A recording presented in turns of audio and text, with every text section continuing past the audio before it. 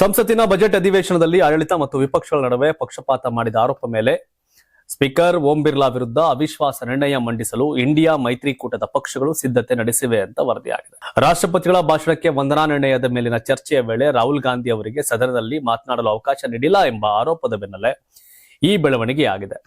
ನರಾವಣೆ ಅಪ್ರಕಟಿತ ಪುಸ್ತಕದ ಆಯ್ದ ಭಾಗವನ್ನ ರಾಹುಲ್ ಓದಲು ಬಯಸಿದ್ರು. ಆದರೆ ಸದನದ ನಿಯಮಾವಳಿಗಳನ್ನ ಉಲ್ಲೇಖಿಸಿ ಲೋಕಸಭಾ ಸ್ಪೀಕರ್ ಓಂ ಬಿರ್ಲಾ ಅನುಮತಿ ನಿರಾಕರಿಸಿದ್ರು.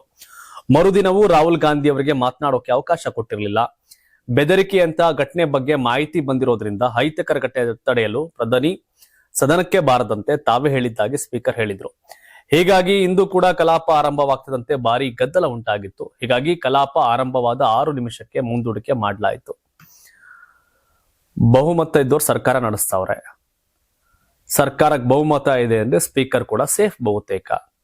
ಸ್ಪೀಕರ್ ಓಂ ಬಿರ್ಲಾ ಮೂಲತಃ ಬಿಜೆಪಿಯವರು ಅವ್ರನ್ನ ಸ್ಪೀಕರ್ ಮಾಡಿ ಇಟ್ಟಿದ್ದಾರೆ. ಇಲ್ಲಿ ಬಹುಮತ ಇರೋದಕ್ಕೆ ಸರ್ಕಾರ ಇದೆ, ಬಹುಮತ ಇರೋದಕ್ಕೆ ಅವ್ರು ಸ್ಪೀಕರ್ ಆಗಿದ್ದಾರೆ. ಅವ್ರ ವಿರುದ್ಧ ಅವಿಶ್ವಾಸ ನಿರ್ಣಯ ಮಂಡಿಸಿದ್ರೆ ಪಾಸ್ ಆಗತ್ತಾ? ಕೆಮಿಸ್ಟ್ರಿ ಮತ್ತೆ ಮ್ಯಾಥಮೆಟಿಕ್ಸ್ ಪ್ರಕಾರ, ರಾಜಕೀಯದ ಕೆಮಿಸ್ಟ್ರಿ ಮ್ಯಾಥಮೆಟಿಕ್ಸ್ ಪ್ರಕಾರ ಹೈಲಿ ಇಂಪಾಸಿಬಲ್. ಅಮೆರಿಕ ಹಾಗೂ ಇರಾನ್ ಮಧ್ಯೆ ದಿನದಿಂದ ದಿನಕ್ಕೆ ಉದ್ವಿಗ್ನತೆ ಹೆಚ್ಚಾಗ್ತಾ ಇದೆ. ಈ ತೆಹರಾನ್ ಕರಾವಳಿ ಪ್ರದೇಶದಲ್ಲಿ ಯುಎಸ್ ಯುದ್ಧ ನೌಕೆಗಳು ಬೀಡು ಬಿಟ್ಟಿದ್ದು ಉಭಯ ದೇಶಗಳ ನಡುವೆ ಯುದ್ಧದ ಆತಂಕ ಮನೆ ಮಾಡಿದೆ.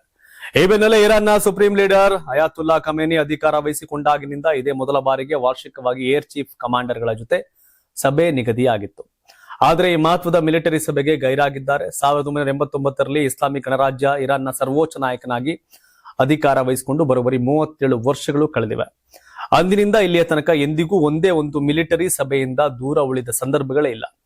ಆದ್ರೀಗ ಮೊದಲ ಬಾರಿಗೆ ಈ ಸಭೆಯಿಂದ ಅಂತರ ಕಾಯ್ದುಕೊಂಡಿದ್ದಾರೆ. ಈ ನಿರ್ಣಯ ಅಮೆರಿಕದಿಂದ ಆಗುವ ಸಂಭಾವ್ಯ ಯುದ್ಧಕ್ಕೆ ಪ್ರಚೋದನೆ ನೀಡದಂತೆ ಕಾಪಾಡಿಕೊಳ್ಳಲು ನಡೆಸಿರುವ ತಂತ್ರ ಅಂತ ವಿಶ್ಲೇಷಣೆ ಮಾಡಲಾಗ್ತಾ ಇದೆ.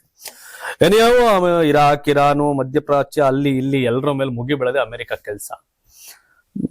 ಗೊತ್ತಿಲ್ಲ ಏನಾಗುತ್ತೋ, ಶಾಂತಿ ಒಳ್ಳೇದು.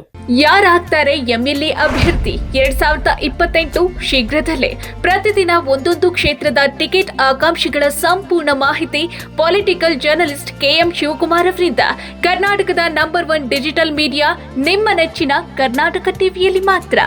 ನೀವು ಸಣ್ಣ ಆಗ್ಬೇಕಲ್ವಾ? ಅದು ಒಂದು ಉತ್ತಮ ಆಹಾರದಿಂದ ಸಣ್ಣ ಆಗ್ಬೇಕಲ್ವಾ? ಪ್ರತಿದಿನ ನಮ್ಮ ಜೀನಿ ಸ್ಲಿಮ್ ನ ಯೂಸ್ ಮಾಡಿ ಯಾವುದೇ ಸೈಡ್ ಎಫೆಕ್ಟ್ ಇಲ್ದಂಗೆ ನೀವು ಸಣ್ಣ ಆಗ್ತೀರಾ.